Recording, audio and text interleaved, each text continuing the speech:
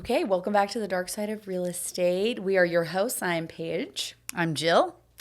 and we are on episode Who Cares? But we're going to be talking about repair requests from the sides of both the buyer and the seller, and why it's important to be flexible so that you don't end up losing a bunch of money or falling out of escrow. And I know you've got an example, so throw it on us, Jill. I do. Yes. Well, fortunately, we just closed day before yesterday, or actually yesterday. Which doesn't really matter because who knows when this is going to air. Exactly. But the thing is, this was the third offer.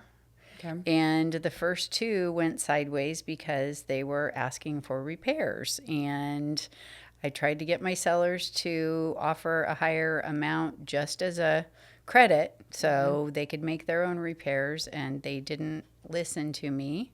So we lost on two offers. Yeah, so the buyers backed out And the over how much buyers- money was it? $1,000. Okay. Yeah. So they both backed out, and we ended up accepting quite a bit less on the third offer. Well, you got to tell our listeners, those 5 listeners that are out there, what that number looks like. Let's say $25,000. Yeah. Yeah. So instead of just getting out of, I know it's a tough, it's a big transaction, right? I mean, it's a lot of money, and people think, okay, wow, why do I want to give them $1,000? But it turns into actually $25,000. Yes. That they had to. I know. basically give. Unfortunately, and that's what happens.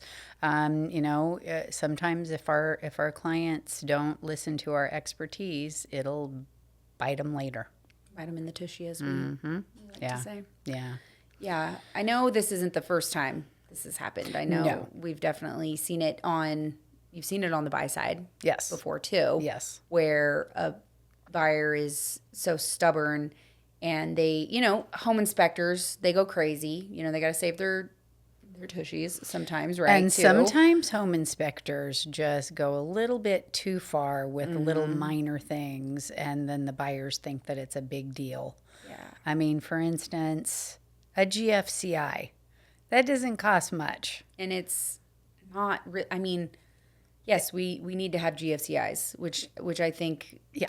either should be fixed or credit or whatever, but someone's hanging on to their dear life over a GFCI and is willing to cancel over that. I mean, I think it's a little cray-cray. Yeah. Yeah.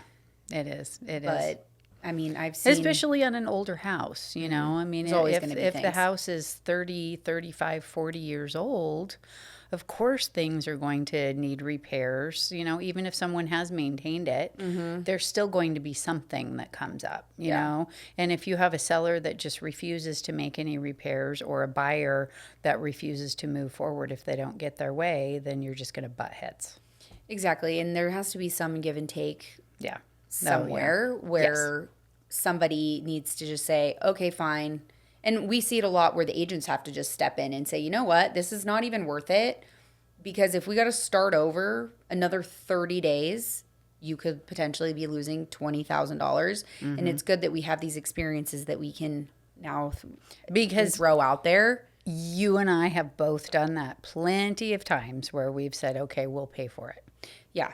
Like, okay, really, I mean, yeah, sure, you're making $100,000, but I will pay for you to fix something in your home that you have refused to maintain over the last 20 years. No, it's fine. We'll do it. It's cool. I know. But, it comes to the point where, let's say you're representing a first-time home buyer. They're barely skidding by with being able to purchase this home. It's their first home.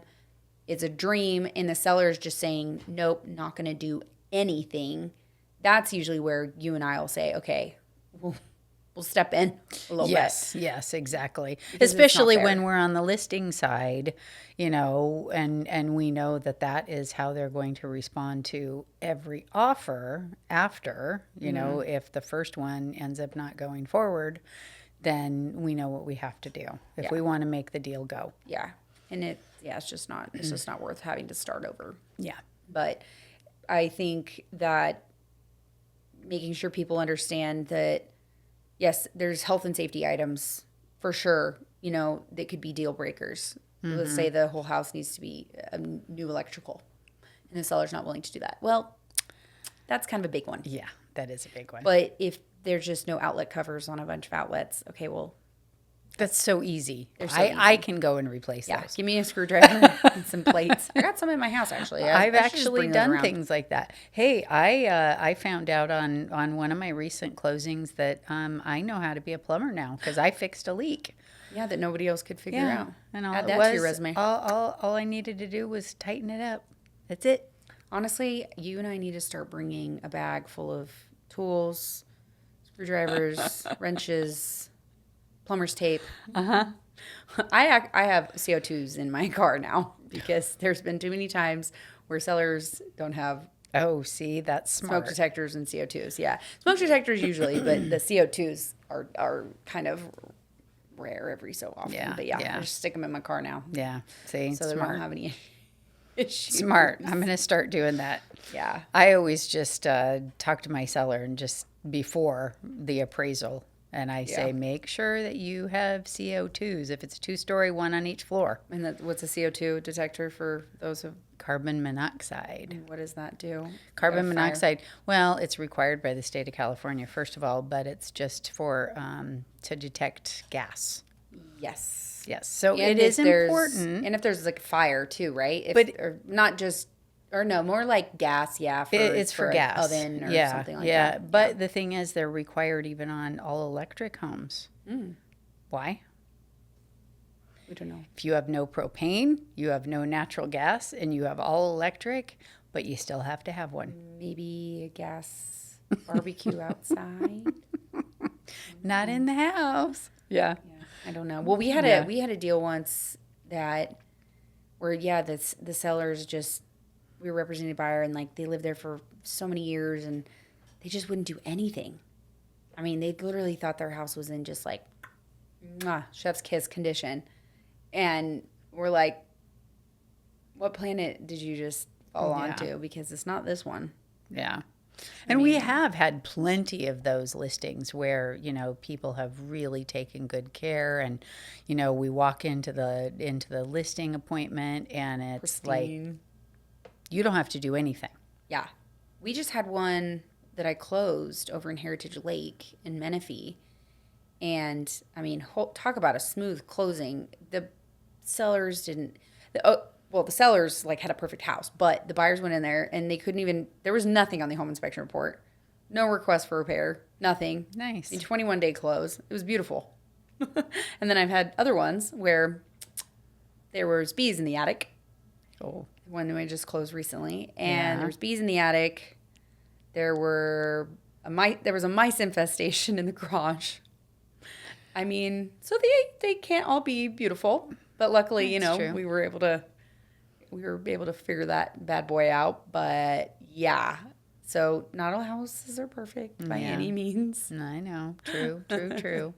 But listen, I think we do a good job at prepping our sellers to understand, and that's the difference between a good listing agent and not. Yes. And same, when we have buyers, prepping our buyers ahead of time. Between Yes, because I always talk to my buyers too, and especially the first-time home buyers, where I go over everything that could potentially come up, especially if it's an older house, and I will make sure that they understand that, especially if it already says as is on the multiple listing service, then I prepare them, and let them know that if it's something big like it needs a new HVAC condenser, even though it says as is, I will still try to negotiate something for the seller to credit it back or big-ticket fix items. it. Yeah, but not the little things. I mean, it's just not, unless you're pricing your home so significant under market value, Mm-hmm. that just doesn't make sense. Just because you throw out as is doesn't mean that you deserve it to be as is. Yes. Yeah. We are all humans, and everyone deserves to move into a house that has functioning appliances. Mm-hmm. We had one where the condenser for the air conditioning was probably going to have to be replaced at some point, so we ended up giving them a credit for it instead of fixing the whole thing. But I mean, I was getting pushback from the seller, and I was like, What, someone's supposed to just move in with no air conditioning?